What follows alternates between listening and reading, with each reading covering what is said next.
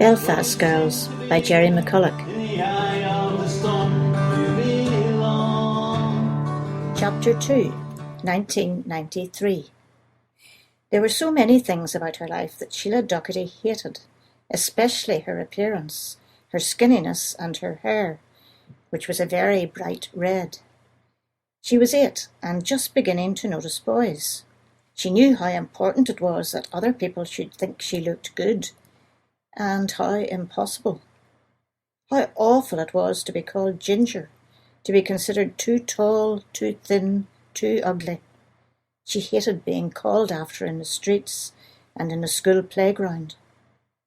When church, Sunday dinner and Sunday school were over, Sheila wandered out into the back garden. Boredom attacked her. The back garden was not very large, and there was nothing much to do there.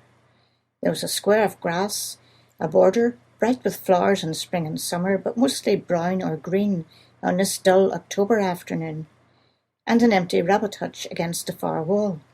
Sheila could vaguely remember the rabbit, a furry, cuddly focus of love a few years ago, when she was 5 or 6, and her short but violent grief at his unexplained death from some unidentified rabbit disease. She mooched over the grass, kicking aimlessly at the few still remaining fallen leaves, and leaned against a wizened old apple tree in the corner near the hutch. Although she was not to leave the garden or go out into the street by herself, it was good for her to be out in the fresh air, her mother said. It might give her a bit more colour.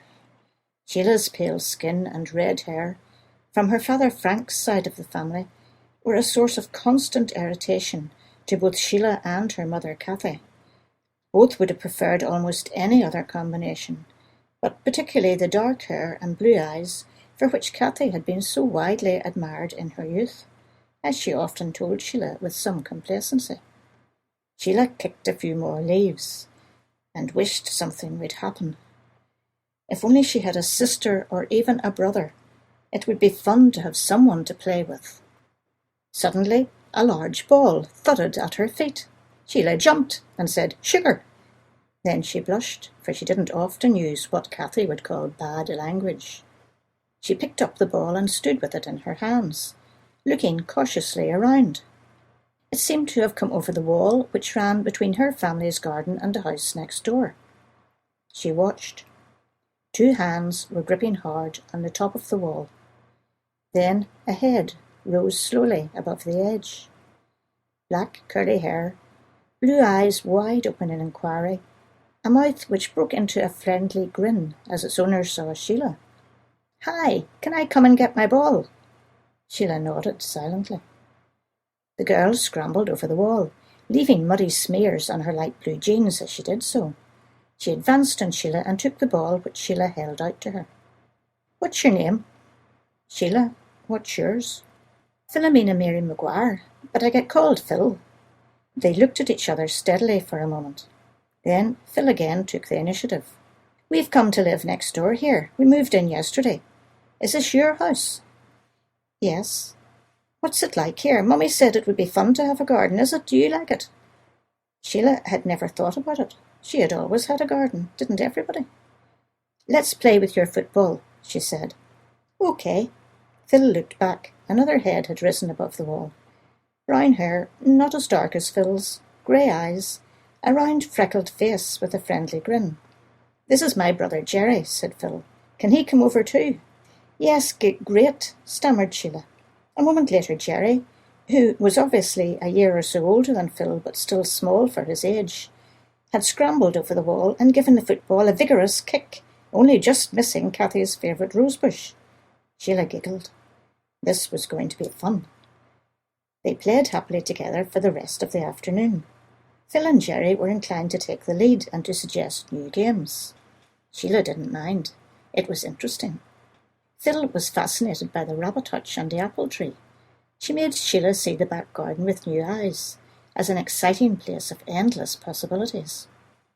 "We could make a swing from the tree if we had some rope," Jerry suggested enthusiastically. "We could use the clothesline." "I don't think my mummy would let me," Sheila began, but he had already pulled down a line and was starting to tie it to the tree. So Sheila and Phil joined in and helped him. It was great. The afternoon whizzed by, and there was Sheila's mother, woken up from her Sunday afternoon nap, calling Sheila all ready for her tea. "I won't be allowed out after tea," Sheila said. "It'll be too dark. Maybe I'll see you at school tomorrow." "St. Columba's mine's called," said Phil. "I won't know anybody yet, so it would be nice if you were there." Sheila was disappointed. "I go to Alexander Primary, so I won't see you." "But we could play after school," she suggested hopefully. "Okay," said Phil. "See you then." She and Jerry scrambled back over the wall, and Sheila went in. St. Columba's was the nearby Catholic primary school, she knew. Alexander Primary was Protestant. She thought maybe she wouldn't mention her new friends to her mother just yet, though Cathy would have to know sometime that the new neighbours were Catholic. From then on, Sheila and Phil were inseparable. Jerry was a good friend too, but he had his own mates to hang around with usually, and as they all got older, it was only occasionally that he would join in with Phil and Sheila's games. After all, they were only girls. It was Phil who stood up for Sheila now when people called her Ginger or Carrots and made fun of her. "You leave her alone or I'll twist your elephant ears off," she ordered Chrissy Murphy when she tried to pull Sheila's hair. And "Leave off my mate or I'll get my big brother to give you such a hiding," when Sandy Bell was teasing Sheila more than usual. Occasionally Sheila would turn to Jerry to help her, and the big brother would soon deal with any persistent troublemakers, going so far as to punch big Geordie Patterson in the eye on one memorable occasion. When they moved on to secondary school, although they were still separated during a school day, their friendship remained strong. It was against all the rules, they knew vaguely, for a Catholic and a Protestant to be best friends. But, thought Sheila and Phil, who cared? We've had 30-odd years of trouble, tears and the pain. You can buy Belfast Girls by Jerry McCulloch in paperback on Amazon.com or in Kindle electronic edition either on Amazon.com or on Amazon.co.uk. More information about Jerry on her website, jerrymcculloch.com.